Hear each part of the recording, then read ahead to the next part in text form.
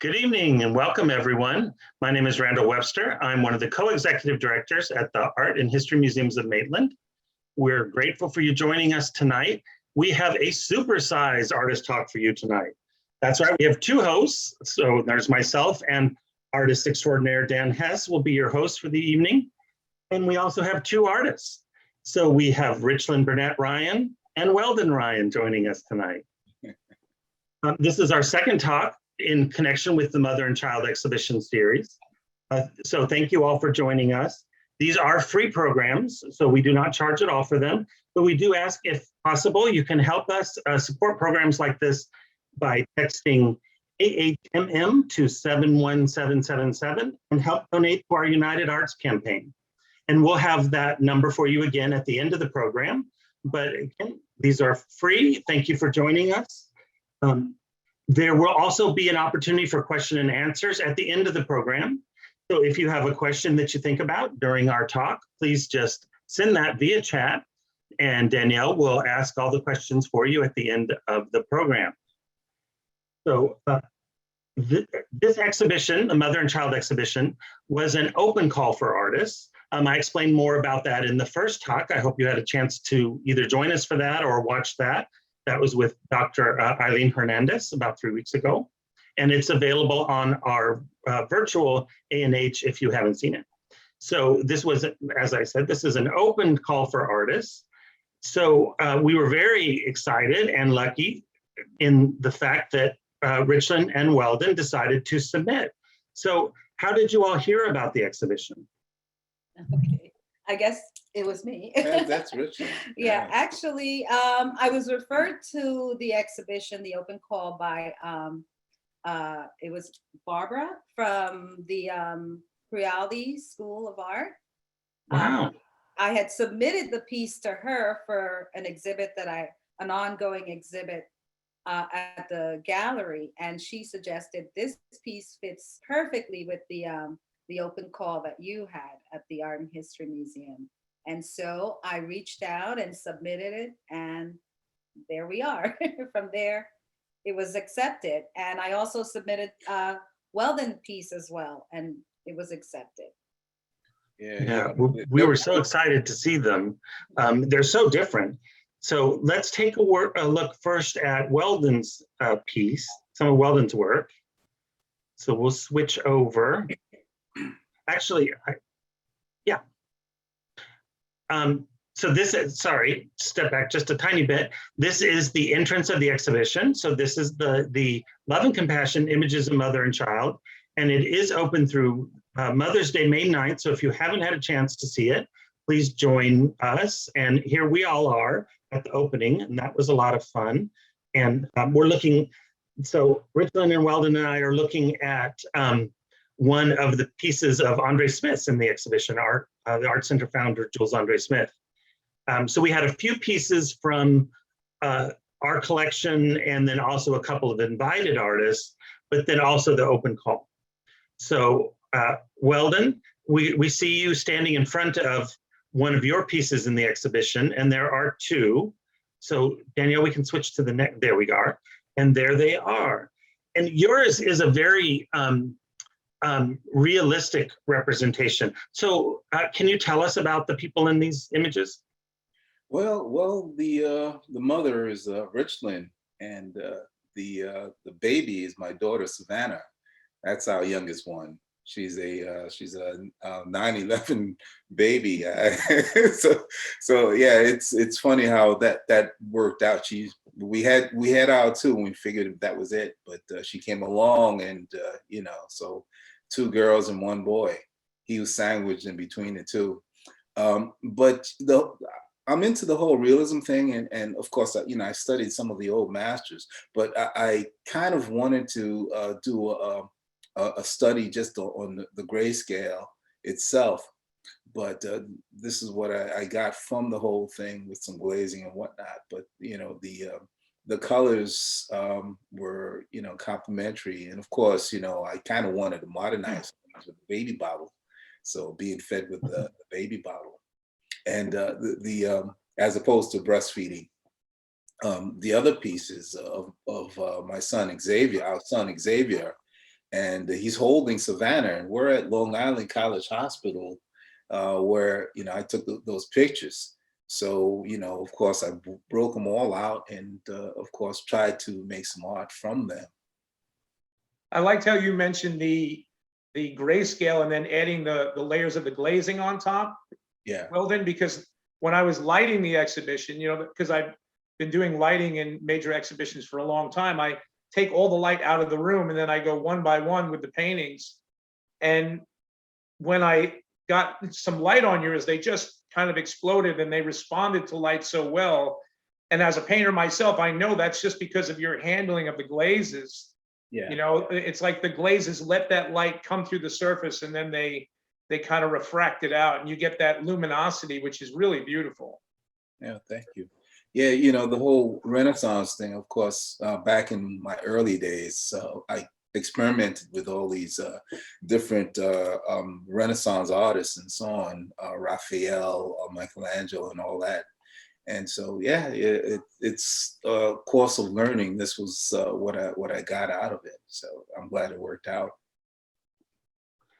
And Weldon, you mentioned that it was a 9/11 baby, and it's not just because of about the time that she was born, but you all have a very personal story about that.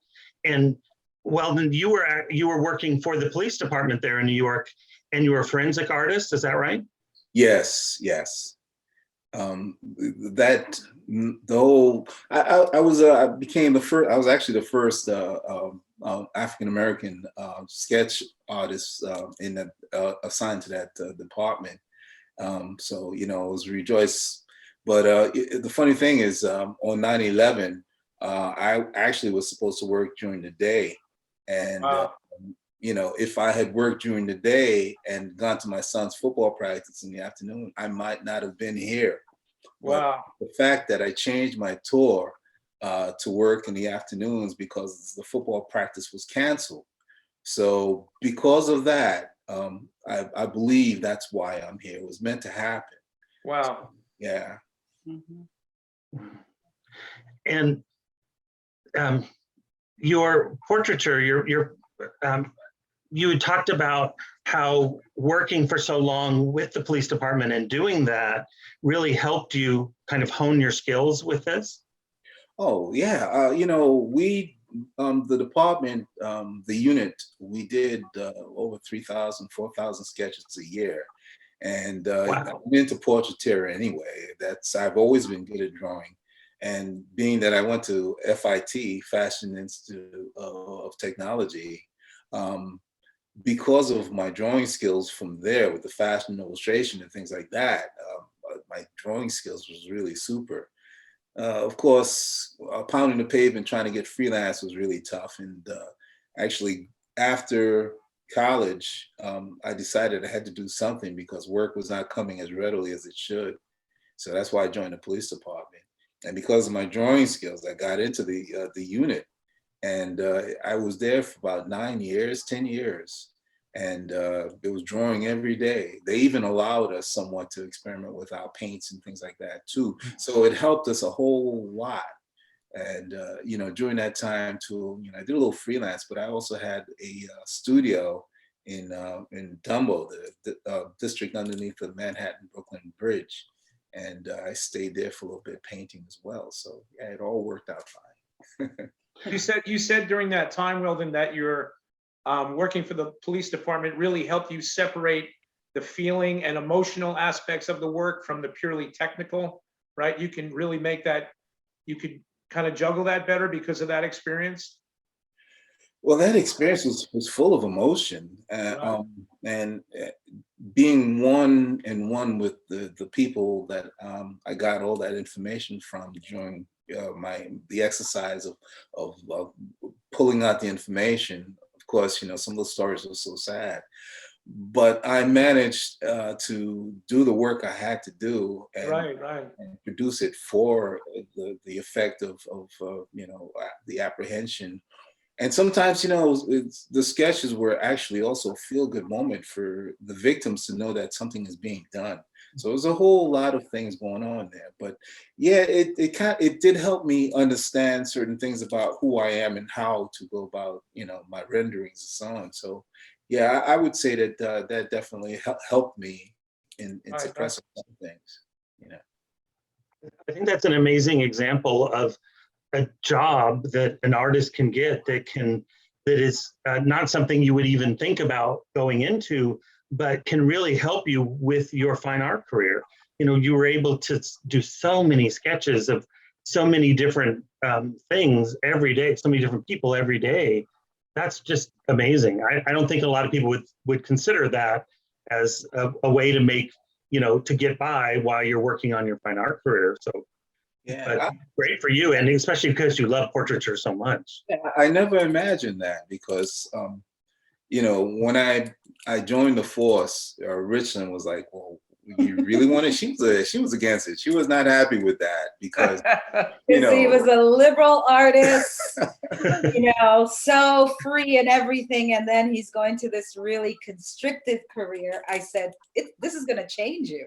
Sure. I'm happy. Well, but the funny thing is, it wasn't even intended on that purpose to stay a long time because back in the 80s, I'm working on my portfolio, and it's a Right. constant struggle to get your book together, especially in the illustration area, that arena. I wasn't a fine artist. I wanted to be a commercial artist. So with that said, I mean, I had to develop my book, and it cost so much money to get the C prints and all these different things, getting the portfolio to look professional and all that. So I said, well, I'll stay for 5 years. I'll get my book together. I'll go to the go-sees, the drop-offs and things like that. And hopefully, my career will take off. But that's actually a great segue to where we're going now, because in our discussion you had with Randall and I the other day, you said that not only do you have a show going on right now in New York, you also have one in Chicago. So things are really blowing up for you at this moment, right? They're kind of all coming together at the perfect time, right? Yeah.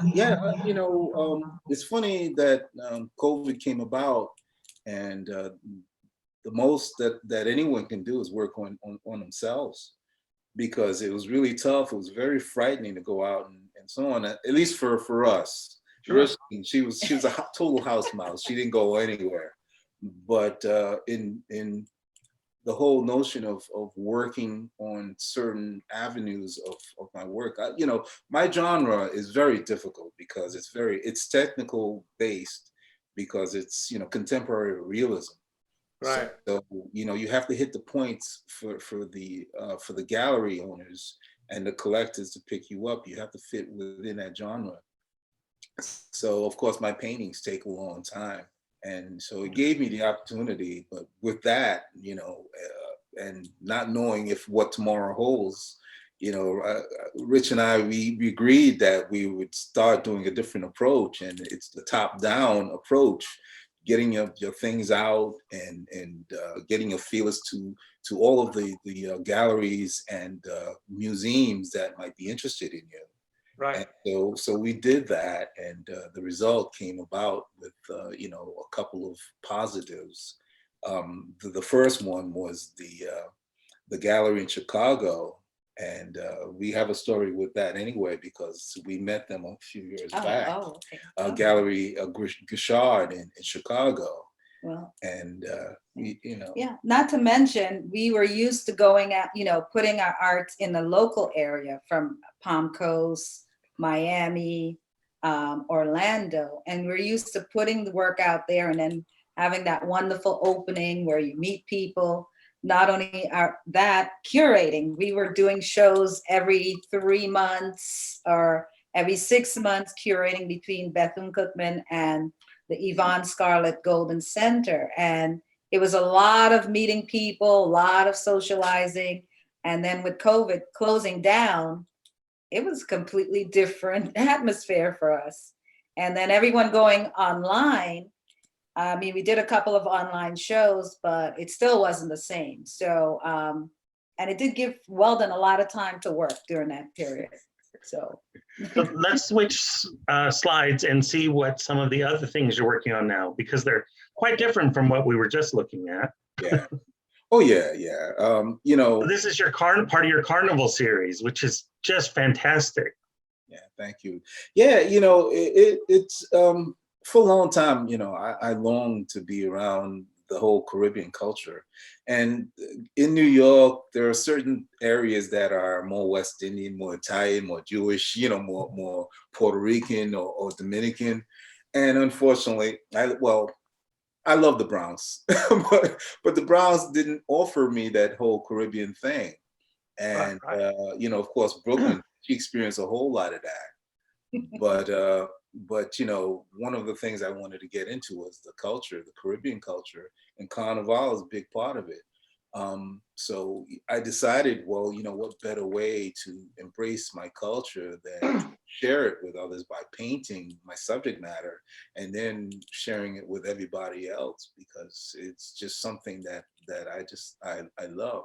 but tell them how your introduction to the carnival was. Well, the funny thing is, well, the introduction to the carnival, that situation happened because as a cop, I'm always every Labor Day I'm on Eastern Parkway.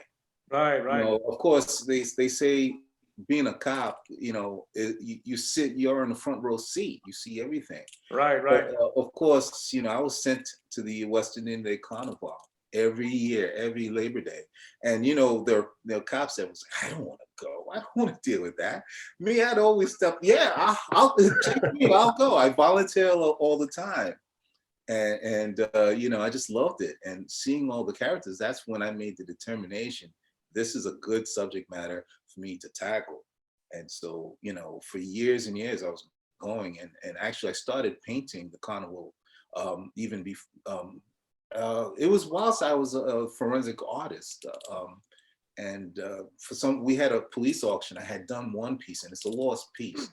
But I did this piece, and it was from the kids' carnival, and we had a police auction for the Widow and Orphan Fund. And lo and behold, I put a piece up there. I didn't want it to sell, but it sold. And I'm like, oh, I tried to find the person to buy it back, but it was it's a lost piece of carnival kids. And it was an outrageously fantastic piece. It's more on a fine art base. But anyway, from that point on, I said, well, you know, I'm going to tackle this subject matter and really make it sing. Well, you know, it's funny, you can tell how important this subject matter is to you. Your first line of your artist statement says, I paint carnival. And then there's a gap. That's just it. I paint carnival. But you know what? As an artist, I really appreciate reading somebody's statement that knows exactly what their whole vibe is about. And the great thing for me is when I did a little bit of research, and I want you to correct me if I'm wrong, but I didn't know this, that Carnival actually was brought to the islands by Catholic slave traders and plantation owners first. And then what happens is when the slaves became emancipated, they decided to take back that aspect of their culture and make it a celebration. But I heard it originally came over to the islands from slave traders, and it was like a very intimate kind of thing that they would always do indoors. And when the people kind of took it back, they made it this experience for everybody, which I didn't know. So it was really a pleasure for me to kind of be reading up on this to see the context of your work, you know? Well, that's one reason why I do that, because it just opens people up to a different type of a culture that they had no idea of. It was actually the French brought it to the Caribbeans, at least to Trinidad, with the masquerade balls that they would have.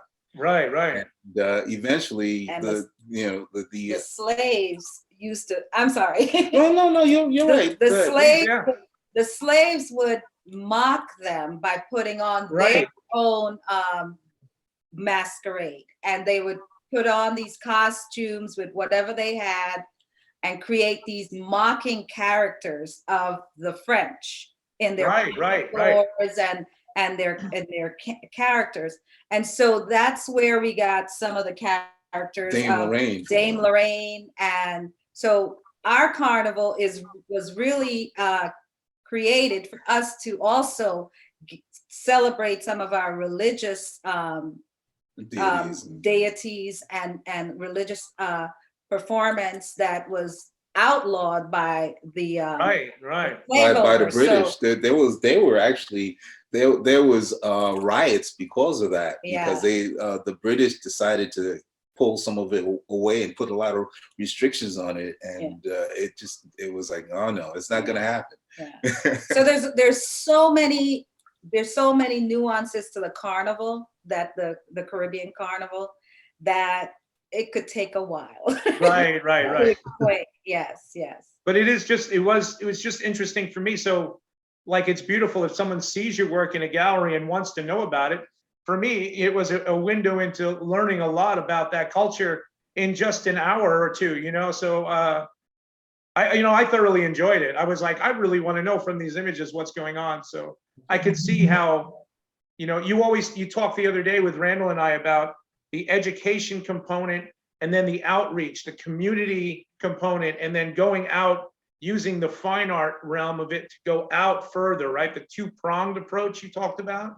Yes. Yeah, one of the things about my Caribbean people, we love our rum, we love our soca music or reggae, and we love to have fun. But for some reason, one aspect that's kind of missing is the fine art aspect, the two-dimensional paintings and things like that. Right. I mean, it's out there, but it's not really developed.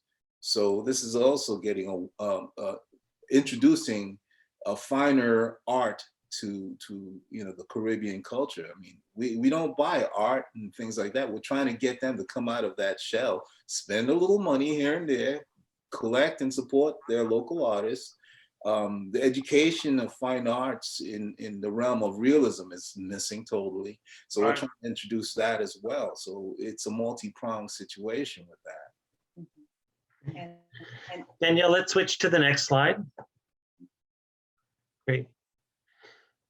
So I know you all moved down here in 2004, and you've exhibited at different events all over Florida and up in New York. How many other places have you seen Carnival? What other countries have you seen it in? well, That's something that we're trying to get there. We're actually this year was supposed to be a year we were not 2020. We were supposed to go to Trinidad. It was on our daughter's birthday, March 4th last year. Yeah. Wow. And it got shut down. Yeah. We were supposed to document and get some imagery from there, but that didn't happen. And usually it's called the Art of Carnival Touring Exhibit. Wow. And so pretty much that's my baby. So what happens is we, as a family, Weldon pretty much commandeered the entire family. We have our son Xavier, who's a accomplished photographer, our daughter Reva, hobbyist, and Savannah, who's an up-and-coming artist.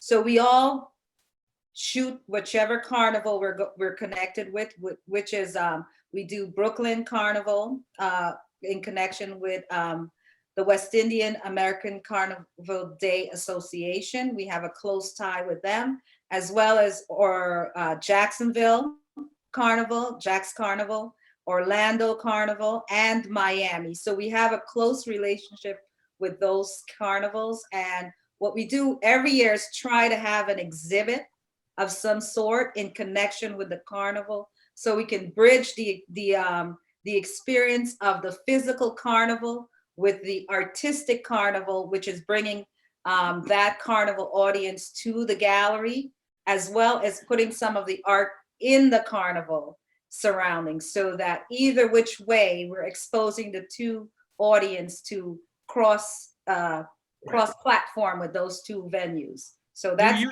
used a really great term when Randall and I were speaking with you the other day, and I don't know if it was Weldon or you, Richlin, but you said it's the shiny object, right? You kind of hold this, right? Right? And I thought, oh my God, that's brilliant. That makes so much sense, right? You kind of wave the shiny object and then you direct them where you want them to go, right? Yes. Well, it's all in the works because there are so many underlayers, so many skins to peel back to see more of the culture. So, seeing the shiny objects get the attention. And Right. then as I'm going along with these two pieces that you see here, they're actually The onlookers. they're onlookers. But this one, the woman, the girl with the blue hair, the purple hair, and the yellow shirt, she's participating, but not in a very costume way with feathers or but the guy Lucky Seven, he was at actually the Orlando Carnival, and he's a spectator. And I said, wow, this guy, he's a very interesting looking guy, especially with the locks. And it panned out with getting both these characters. My son took the photos of the two of them.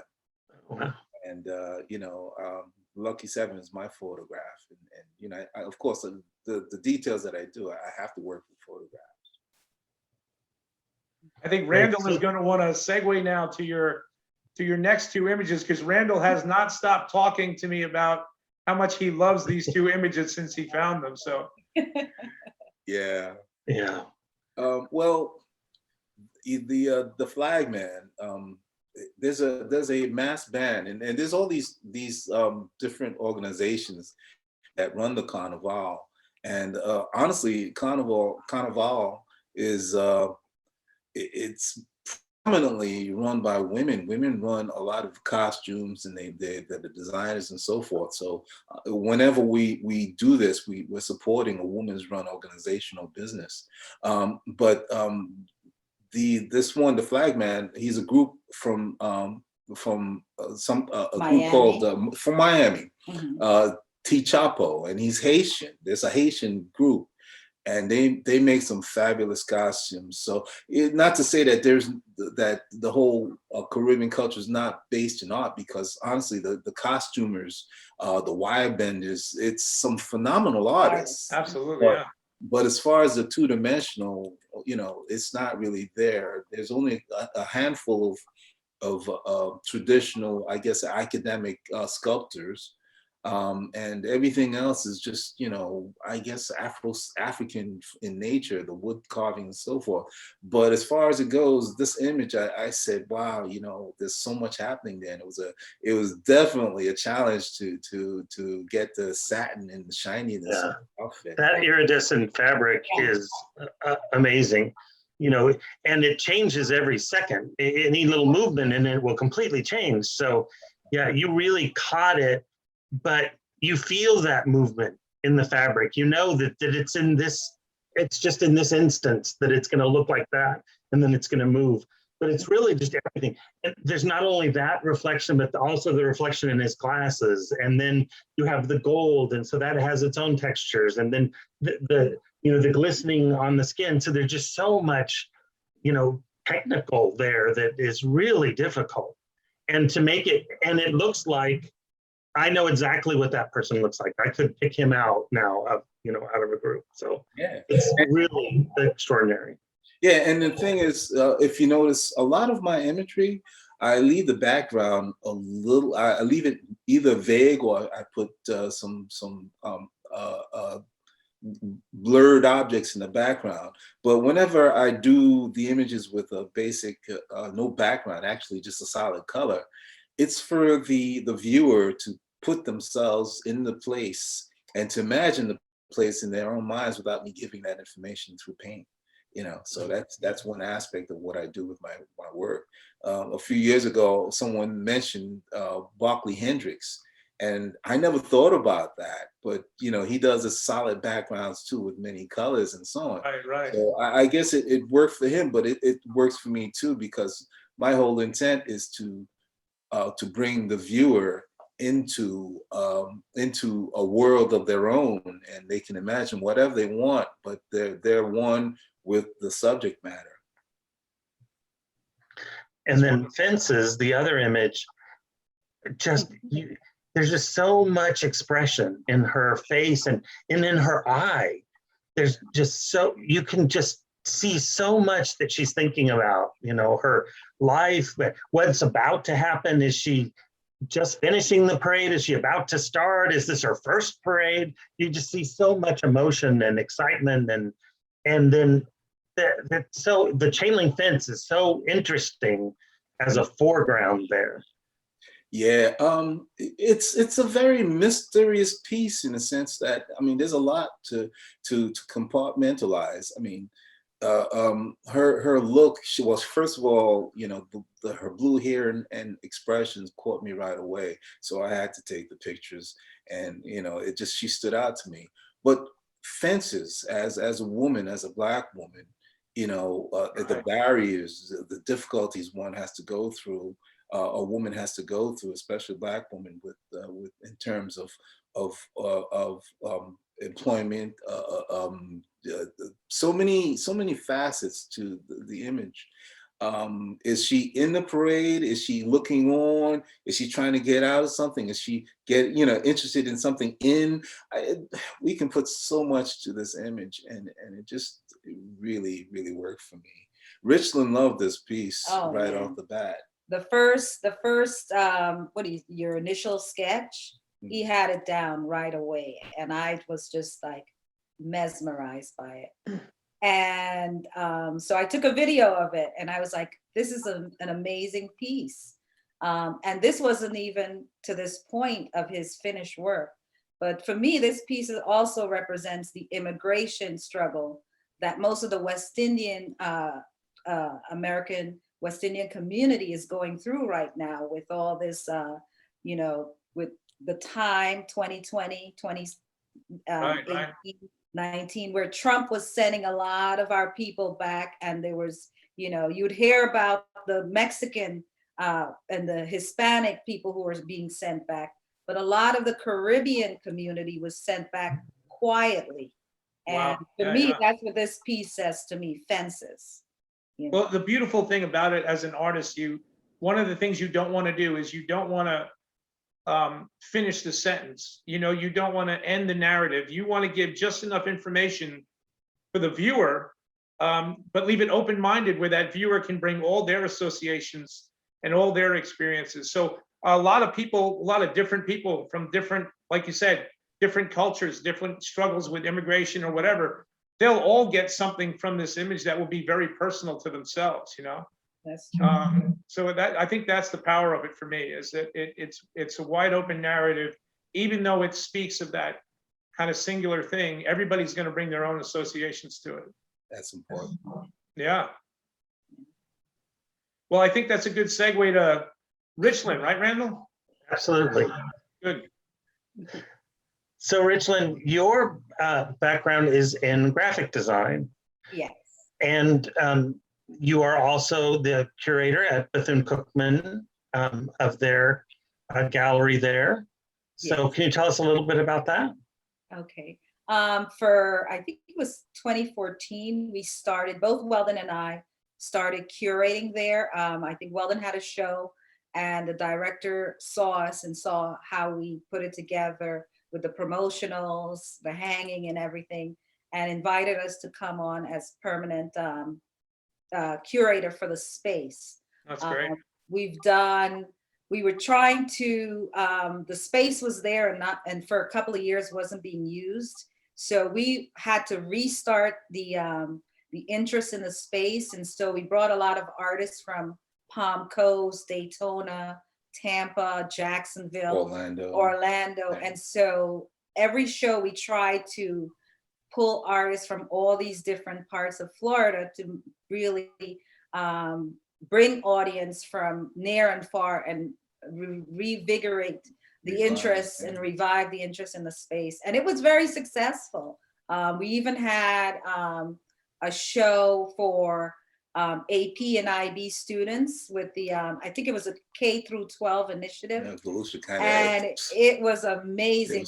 We set it up like the Emmys. So the students had their work in the gallery. Then we had a production inside of the auditorium. Because it was done in the Performance Arts Center. Yeah. Wow. And so those students, and they were treated to a really nice brunch.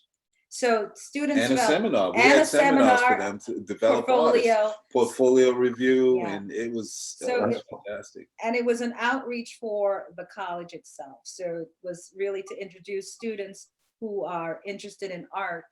Even though Bethune-Cookman didn't have an arts program, if a student was arts and science or maybe any one of the majors, it was an option to go to Bethune.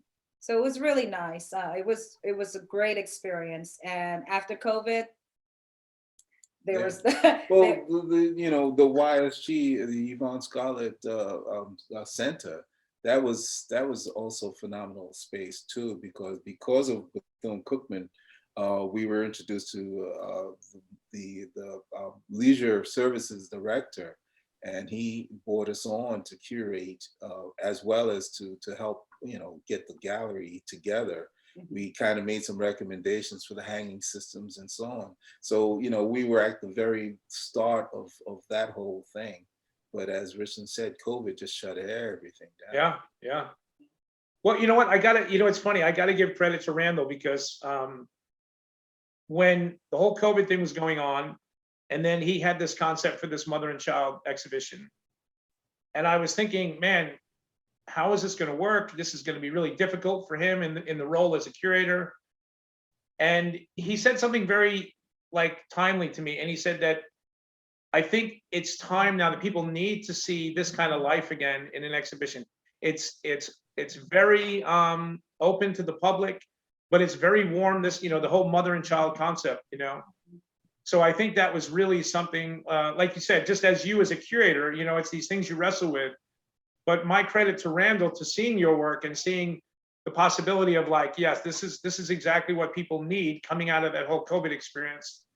This kind of vitality again, this rebirth, So I give him a lot of credit for following through, because in the beginning, before we received certain works, it looked like it might be a challenge, but then all of a sudden, your works came in and others and right, Randall? I mean, you were in the beginning, you were kind of walking by faith a little bit, right?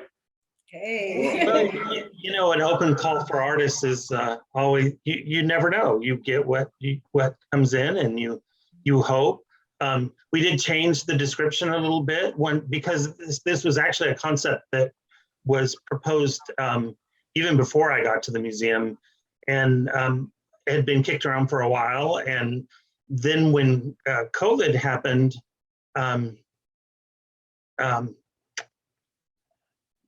we had to kind of change the description and hope that we would get more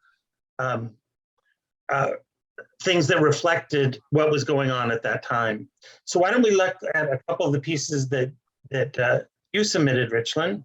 Okay. We'll go to the next slide. There we go. So these are the first two that I got from you. So let's talk about these. I see them very graphic in nature, but I know this is your fine arts, and you kind of separate the two. Okay, these two pieces, I actually did them in 2019. And this was all coming again from that immigration crisis with babies being taken out of the arms of mothers. And it was very emotional to me because as a mother, just imagining someone taking your child away from you and just empathizing with the child's reaction to being separated from their parents. And I just felt this burning desire to paint mother and child. And it's also a condemnation of, humanity and some of the most, religious people who couldn't see how detrimental to the soul it was that this action was happening. And so I wanted to do a series called Mother and Child. And so I just started creating work with mother and child. And I think I had maybe 20 pieces all geared up to do. And I just ended up doing these two pieces. And then I had a whole bunch in the background waiting. Waiting for you, Randall. Waiting for you. I mean, there must have been some sort of, you put it out there, and I was working on that energy of getting the work done. So I did these in 2019, and the method, it's very graphic from the start of the work, the foundation, the way I work. I don't know if that's going to be your next question, but the way I Well, work. Go ahead. So these are the first two that you submitted, and they're so strong, so beautiful. And so I thought, wow, I would love to see more of these in the exhibition. I want to create a whole room of these. So I asked, gee, do you have any more? And you said, oh, sure, I have a couple more. I said, great, can you send over a picture? Yeah, I'll send you that next week. I'll send you a picture next week. I said, oh, okay. And so then we can go to the next slide. And then the next week I received these. What I didn't realize is that you had worked all weekend to finish these so that you could send them to me. Yes. So thank you so much, because they are amazing, and I'm so grateful for you making such an amazing contribution to the exhibition. Thank you. I was actually excited to have a place to put these pieces, because it was something I wanted to say. This series I was working on, and I put it away, and then you gave me the opportunity to get it out there, and it was refreshing. It was, I guess it was something, a suppressed emotion I wanted to get out. And so when you said, do you have more? I said, yes. So she was whispering, and you gave her a chance to yell. Yeah, that's it. That's exactly right. Well, they're really fantastic. Just that, the closeness of the mother and child, the looking at the child. The other two, they're kind of holding the child. These are holding them as well, but there's an intimacy in these that is really charming. Yes, thank you. Yeah. That's It was funny, you did mention, though, you were beginning to speak about your process, and I think people would be interested in, because you were a graphic designer, you had said that the black and white, the graphic aspect is kind of like the architecture of it, or the framework. Yeah. And Well, let's then, look at the next slide, and I think that actually illustrates that point. yeah, there you go, right. Great. Yes. So can you walk us through that, Richlin? Okay. My process starts with the black and white. What I like to get with the initial image is that stark, take out all the gray from the image, any tonality, and I just want the bare structure of a black and white foundation. And then after doing that, I apply color for texture, contrast, form, building up the form, and that's when I start adding color to the process. And I basically use acrylics and tissue paper. So all the colors is added by the tissue, is created by tissue paper, and I love that medium because I get some incidental with the overlays, as well as some incidental by the process of applying it to the canvas or the board, and it just gives me that freedom that I don't really get in graphics, doing graphics. So I enjoy it, and it's a safe medium for me, so I enjoy it a lot.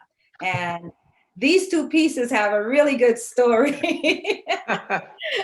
And these pieces are basically, the first one, the black and white, is the New York side of the bridge, and the color is the Brooklyn side of the bridge. I love that. And the reason why you're getting that is because this also connects to 9/11. Oh, wow. And when I was on the New York side of the bridge, I got caught in the collapse of the first tower. Wow. And so as I'm walking across, well, actually I had to jump over to the pedestrian side with all the dust from the buildings. It was just white. It was actually a whiteout. Wow. And so in a way, it's a twofold of what this is. In a way, this reflects the 9/11 reality of the New York side of the bridge. And as I'm walking over the bridge, I get over to the Brooklyn side, and the smoke clears. If I'm right in the middle trussels of the bridge, the Brooklyn Bridge, as I approach that, the smoke clears, and then I begin to see the light and reality of the Brooklyn side, which is full of life, leaving the New York side Right. is, the destruction of, whatever was there. And so that's where you see the Brooklyn side is full of life and light. It also reflects my duality of the Brooklyn Bridge, growing up in the cultural, really colorful side of Brooklyn. And then when you go over to New York side, it's really structured, financial, and all the things that are not the Brooklyn side. So that's There definitely is this aspect of like spirituality to the colored pieces for me. They're reminiscent of like stained glass windows even. They have that like breakup of because they're so luminous. yeah. But I do get that kind of ecstasy feeling from a lot of the ones just because of that overlay of that. It's almost like a kind of an overlay of watercolor. Yes. It has that luminosity of like a really great watercolor artist. Mhm. They're beautiful. Yeah, can you talk about how you apply the tissue and create different colors? And because in a way it's limiting, but it's also this, because you can only make so many colors, I guess. Yes. Well, sometimes applying it, I do it with a glue. And so what happens with the glue is you kind of stop the running and the melting of the color with each other. So it's more of a stop process, and the incidental you will get in that process is just the color overlays. And so then there's another method I use, which is wet. I'm using water to adhere the tissue to the canvas, and that's a more fluid, freeing, more the colors may run into each other.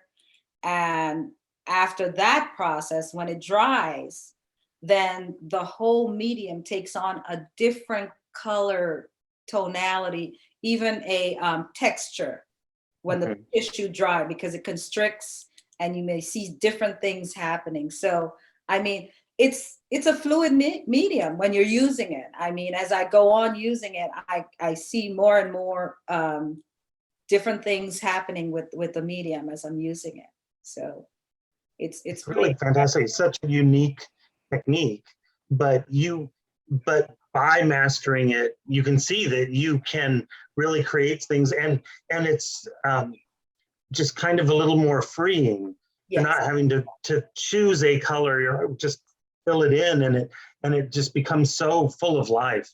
Let's look at your next pieces, because this is the architectural one. You also do some celebrity work. Yes. And this is Oprah.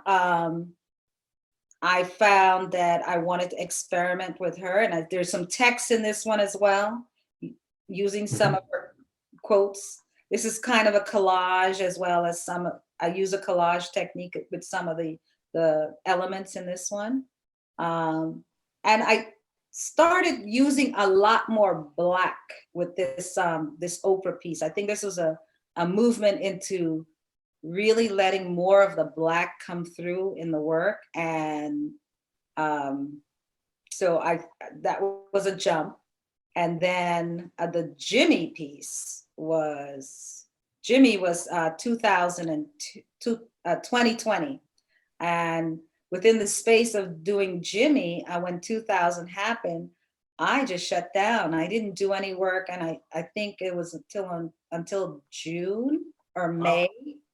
Weldon was working, he was getting work done, and I was just sitting on the couch looking at the protest movement, doing, nothing, no work was coming. And then after all of that, I said, you know what, I need to do something. And I think I had done Jimmy, I did the black and white rendering, and I left it on the easel, and Weldon saw it the next day, and he says, "Oh, great, Jimmy in black and white. You're not going to put color on this one, are you?" And I said, "Yes, I'm going to put color on it." And he says, "No, it looks really good in black and white. Yeah. And I said, okay. So the next day, I think I did pulled out a piece of canvas and did another black and white.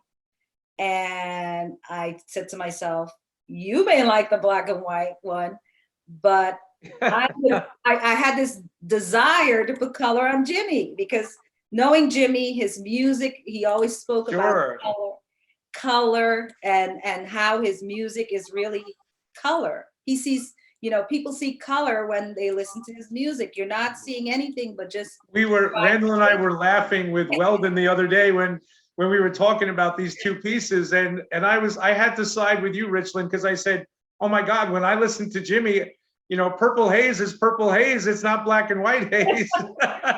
It has to be this explosion of color, right? Well, Jimmy was also a technician with his right music. there. You go too. Right. So the thing is that when Richlin does her underpainting, her black and whites, they're so strong. And I'm like, no, don't spoil it with covering up the drawing, because she's done so many things that I'm totally in love with before she puts the color. Not that I'm against the color. Right. Now that brings us to a great thing, Weldon. The series that Richlin did during the time, the really trying time of the protests and last year, the Black Lives Matter movement and all that. Those still remain black and white. Am I correct? Yes, I have not She's touched fighting. them. She's fighting it. See, that I agree with Weldon there. As an artist, the stark black and white quality of that could be really emotionally powerful, because the issue is black and white. It is a black and white issue that, so I don't know. We'll have to see, but I was in your corner on Jimmy, and I'm in Weldon's corner on the other ones. Well, if anything, when I get to this point where the work could stand on its own, black and white, I will definitely do a color version, because maybe that's an expression I need to get out. Sure, right. And I've never been the person that you can stop from doing what I wanted to do. Right. Don't I know it? Don't do that. So if you tell Richlin no, it really inspires me to do what I wanted to do. That's awesome. Yeah. So, like when I stepped out the room the next morning, she's up, she's not coming to bed. So I step out the room and I see another one. I'm like, oh my God. what I do is I place my work in front of, we have a family room. I place the work in front of the television, because it's a great big area, and I just leave it there. And so waiting for his commentary on it. So I was waiting for him to say something, and he didn't say anything. Maybe he thought I'd work over the black and white. And oh, interesting. Yeah. So he didn't say anything. So I said, Weldon, what do you think? And he was like, I thought he was going to say something really, no, I didn't like it. But he was actually, from that day forward, he was really, that's a great piece. That Jimmy is really great. And he loved it. Well, that piece is in Chicago, and that show should go up at actually next week sometime. Gallery Gauchard in gallerygauchard.com. They have a virtual space and all of that. We both have work there. So you be able to see it there, but it's a rave right now. Everyone loves the piece. The gallery owner, director, he says everyone's gone crazy over that.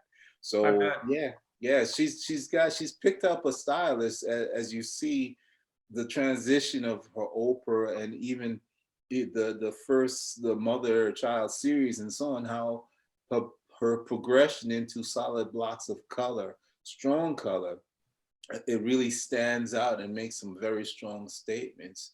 And you're gonna see it with her works as she goes along. But she's kind of got she's two people. Well, this Jimmy brought me out of my works, the stoppage. And I'm glad I could be of help for it. It brought me out of the depression of early 2020. So Well, you came out of it on fire, that's for sure, you know? And I kept working ever since.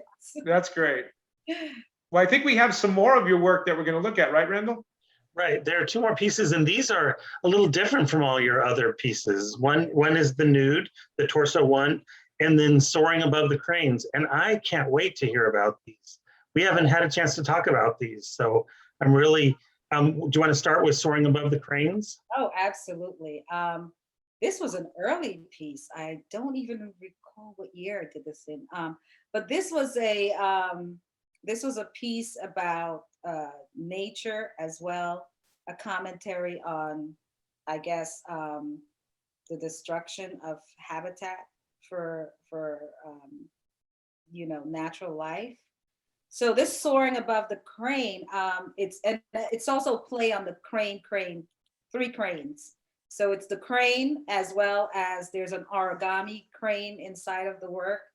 I don't know if you look really hard, you may see it. Okay, right. And then there's the construction cranes. And this piece was one of the early experimental piece with the medium. And so at that point, I was just working with the overlays, the simultaneous contrast as one piece of tissues next to each other or overlay each other, and just trying to find, and I love the way the energy was created by the medium, the tissue medium. And so it's intuitive, my color sense with this piece, as well as where I'm laying and ripping the pieces. And it just worked perfectly. I loved it. I think this is one of the first pieces that made me fall in love with the tissue medium to create that color. Mm-hmm. How long have you been on this journey with the tissue? Not too long. Well, maybe 4 years, 5 years. It's about 5 or 6 years. Yeah. Wow. Yeah. Wow. Yeah, well, Soaring Above the Crane is actually one of my favorites because the graphic aspect of it and even the brokenness of the colors, the cools and warms, they're broad. It's a big piece. It's what, 24 by 36. Mm-hmm. But for some reason it was just one of my favorites. As a matter of fact, the funny thing is it's kind of a faded, a lighter version of where she is now. She's still using those broad strokes of color in her pieces now, like with Jimmy. Right.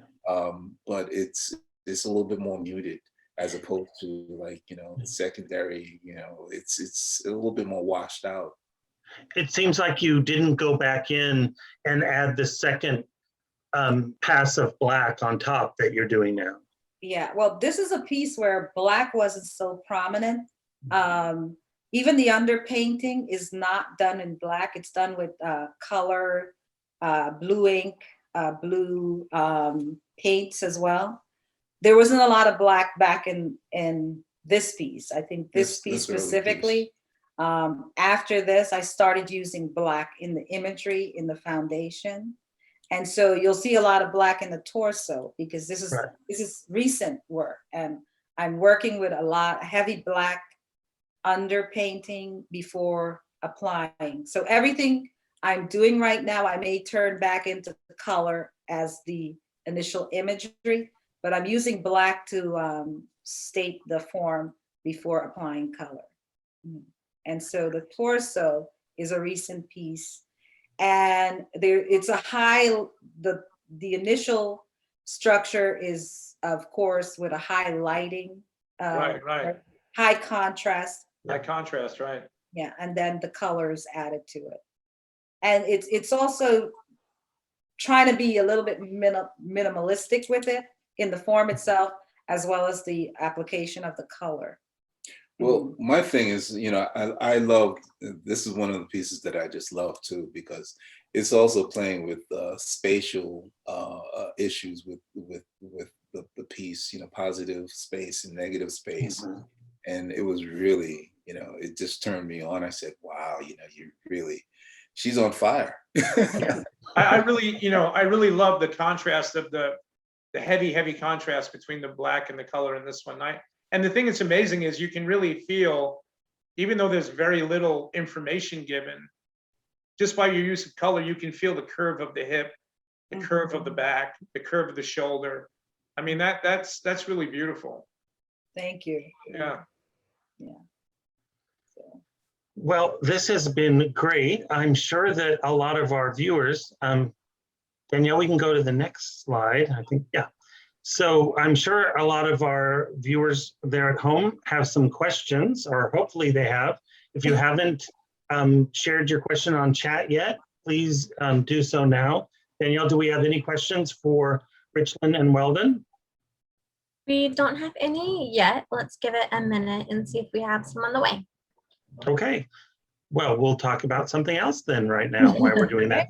So you have the Jimi Hendrix pieces in Chicago, yes. and Weldon, what piece do you have in Chicago right now?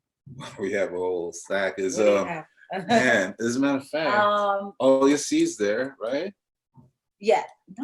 No. Yes. She yes. knows. She Okay. keeps track of I'm all who these sends things. out the work. Okay. Some of the slides that you just showed is in Chicago. The Great. ammo galore, the woman with the feather and the bullets. And the amazing musculature. Yes. Yeah. She's in. Yes, these two are in Chicago. The fences is actually going to be an art field. We just sent that out. He actually was juried into the art field. It's a national competition in South Carolina, and that's a big deal. So that's good. That's already there. Congratulations. That's great. Thank you. Yeah. See, we've been getting out this year. Good for you. Yeah. Locked in, but getting out. So it was pretty amazing. And this flagman is going to be on exhibit for the month of April at the Island Space. It's a Caribbean. It's a new Caribbean. A Caribbean museum in Plantation, Florida. I just saw a great question come through. So they said, how is it both being artists, being married to each other? I thought we could get a humor here at the end, knowing the two of you, right? It's a cat and dog fight. Jealousy is all. It's actually really great because earlier on, the focus was really, I was a graphic designer, art director, working in publication, doing magazine layouts and stuff like that. Whereas he started doing the fine arts career after he retired. It's about 25, 30 years of doing this. Yeah. You know? Wow. So I've been around the block. So pretty much at the beginning, I was managing his career, doing the graphics, promotional, traveling the work, structuring all those things, as well as both of us curating. But there was no competition between us because I wasn't focused on my career as an artist. Well, I could tell you things changed after I got in the game. She's hot now, man. She's hot. And I can't tell her nothing anymore. It's like, right now she can be supporting me. Hopefully she will be. So, well, I tell you, as a artist who knows other artist couples, every time that I've met you, I've just gotten the best. The love you have for each other, the support for each other's careers. There's really, from what I've seen, I'm sure there's really no ego. You're really generous with each other. It's really a beautiful thing, Well, it's funny. I would like her to do more realism. I can teach her, but then it's master servant kind of a situation, and she ain't going for it. She's like, no, I do what I do. I'm free. I can, and you know what? Quite honestly, I'm actually, I am jealous of the fact that she's more freer. I've enslaved myself with the whole realism thing, the whole genre. It keeps me dependent on certain things. My reference has got to be on point, and it takes so long to really, create something spectacular. It's funny, my underpaintings and my preliminaries, as I work my things up, sometimes I can just stop there, but for some reason the impulse in me to to go further is always there, and I'm never finished with a piece.